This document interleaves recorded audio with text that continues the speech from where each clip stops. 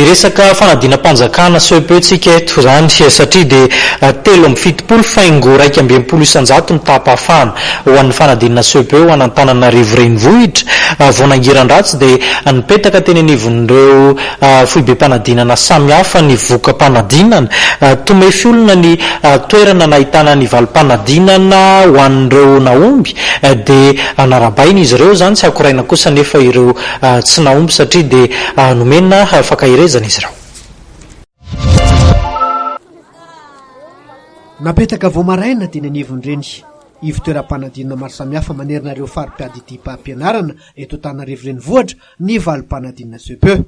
Amin'ny ankapobeny dia nahitana fahatsarana ny voka-panadinana 24 satria araka ny tarehimarika nomen'ny ministeran'ny fanambeazam-pirenena dia nahatratra 370 faingo 220 isanjato zany tamin'ity taona ity raha toka 450 faingo 420 isanjato zany tamin'ny taondasa.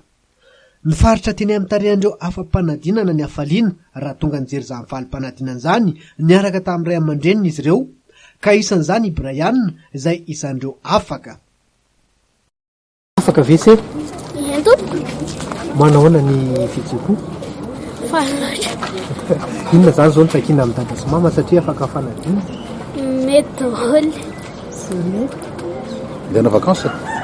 Aiza nahoana na vakansa? Any Antsirabe. Efa vonona niatrika ny kilasy ambony? Aiza zany zao nianatra zao reo? Saint-Michel. Saint-Michel.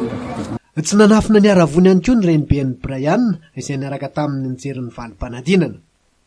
Tena faly mihitsy ny ray aman-dreny zao mbola miasa tsy androko mihitsy natokana ny ray aman-dreny fa noetiko zafikely jery azy taty ray aman-dreny mbola ny 5 any dia izay mianaka anakaty tena faly ao koa nefa ireo malokendrika satria tsy afa-panadinana tsy very fanadinana nefa izy ireo ary nilaza fa anarina sy hitondrany tsara kokoa amin'izay fanadinana ifanesy manaraka eo.